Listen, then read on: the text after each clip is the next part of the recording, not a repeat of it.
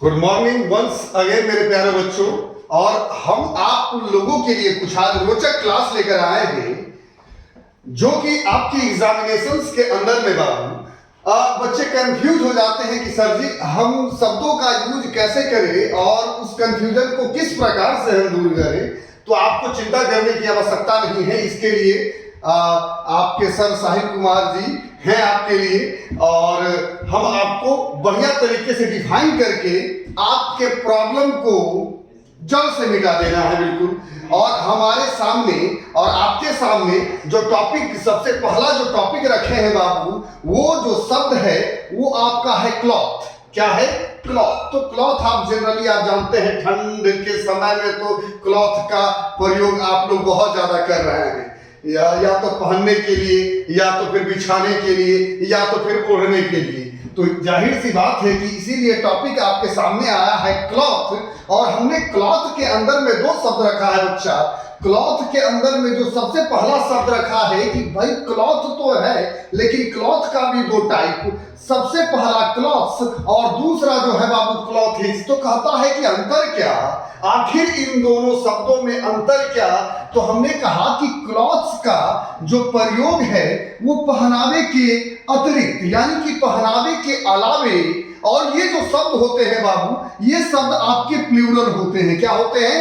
Plural होते हैं। यानी कि क्लॉथ्स का प्रयोग पहनावे के अतिरिक्त, यानी कि आप पहनने वाले कपड़ा को छोड़कर बाकी किसी भी शब्द के लिए आप अगर यूज करोगे तो आप क्लॉथ्स का ही यूज करोगे। क्लियर है?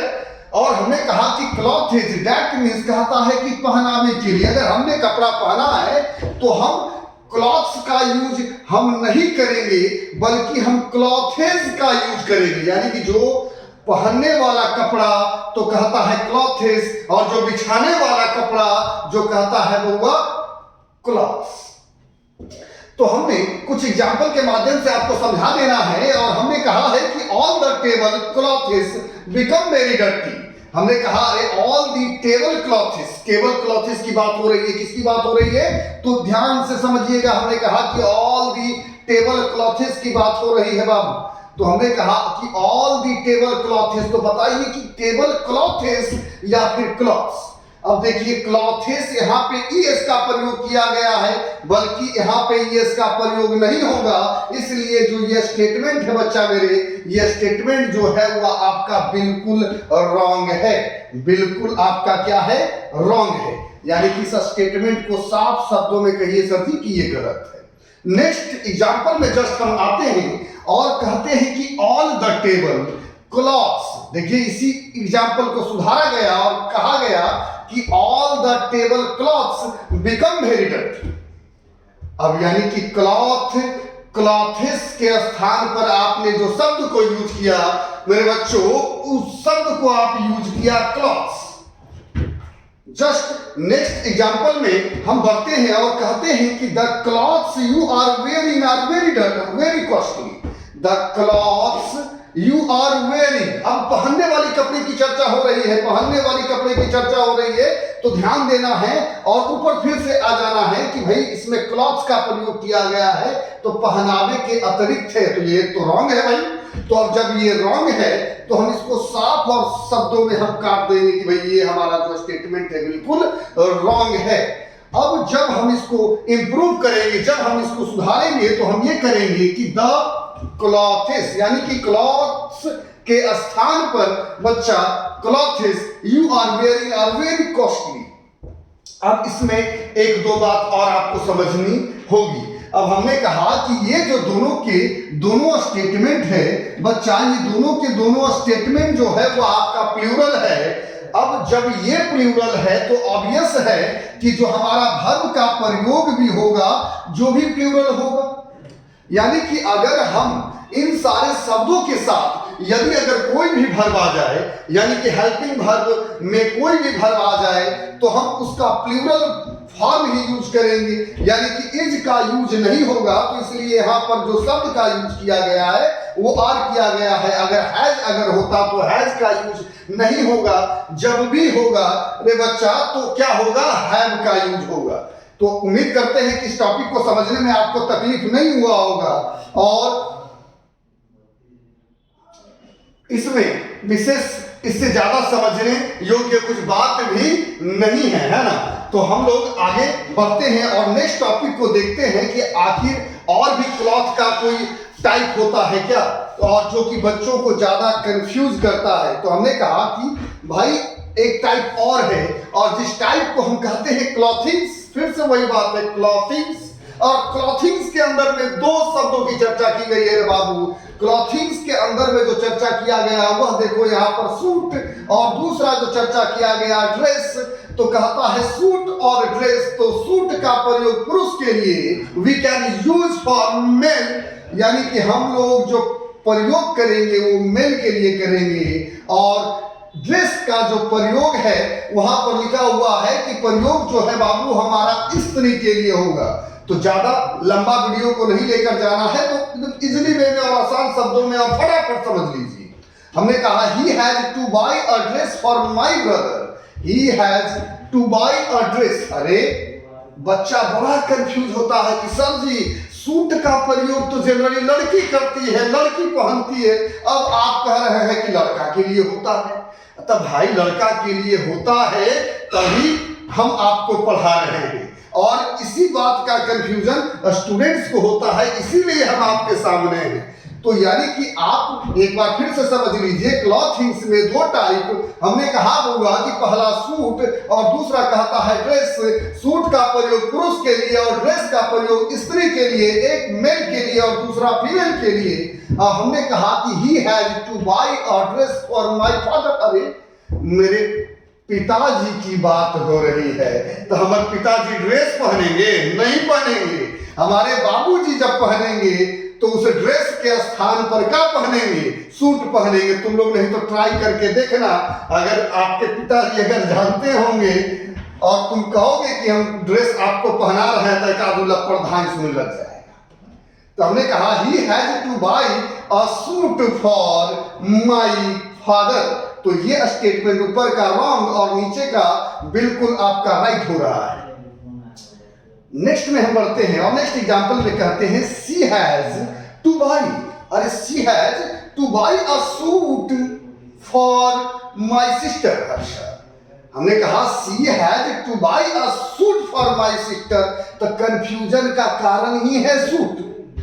कंफ्यूजन का कारण ही है सूट, क्योंकि बच्चा जब सब बचपन से बच्चियां जितनी भी हैं वो कहती है अरे भैया हमारा सूट ला दो। जितनी भौजाई सब हैं वो सब भी कहती हैं अरे देवर जी सूट ला दो।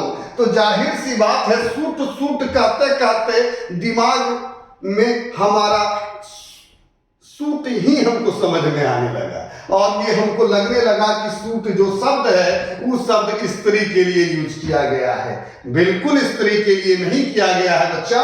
सूट शब्द का यूज नहीं होता है, बल्कि लड़कियों के लिए यदि अगर हम प्रयोग करेंगे तो she has to buy a dress for my sister. तो हमने कहा कि वहां पर जब यूज करेंगे तो ड्रेस शब्द का यूज करें।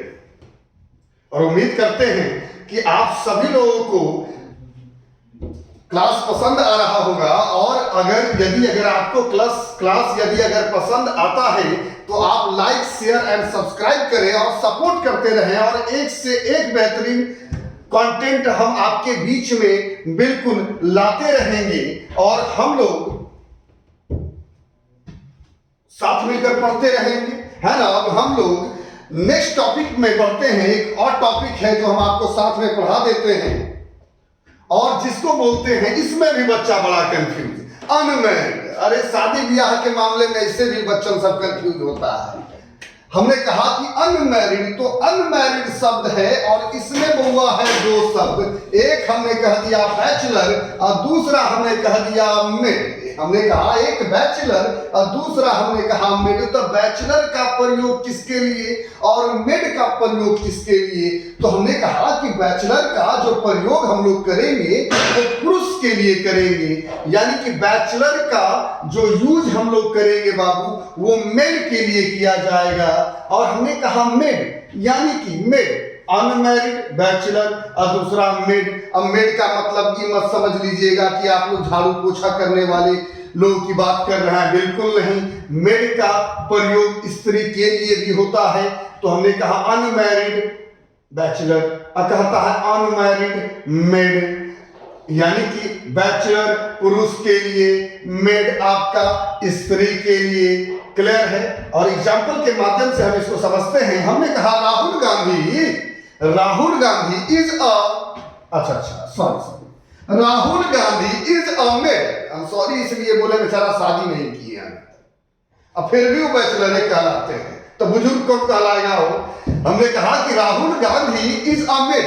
अरे Rahul Gandhi is a maid, थोड़ा सा ध्यान से अगर हम लोग देखें तो Rahul Gandhi is a maid नहीं, क्योंकि मेड का प्रयोग बिल्कुल रॉन्ग है। जब भी हम यूज करेंगे तो भाई राहुल गांधी जी के लिए, Rahul Gandhi is a bachelor. हालांकि बुजुर्गों में आने चाहिए अब, लेकिन चलो कोई बात नहीं, फिर भी Rahul Gandhi is a bachelor, क्योंकि वो अभी तक अविवाहित हैं, उन्होंने शादी नहीं किया है। तब हम जाहिर सी बात है कि बैचलर शब्द का यूज करेंगे।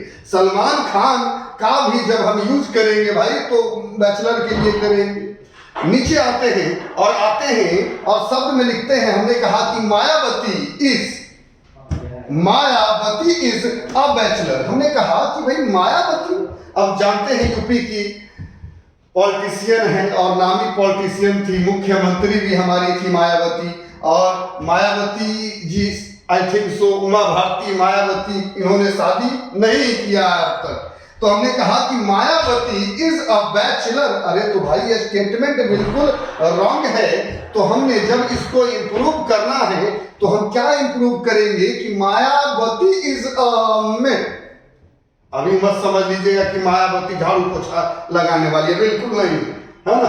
तो Mayawati is a made, that means Mayawati अभी तक अविवाहित हैं, अभी तक वो अविवाहित हैं, है ना।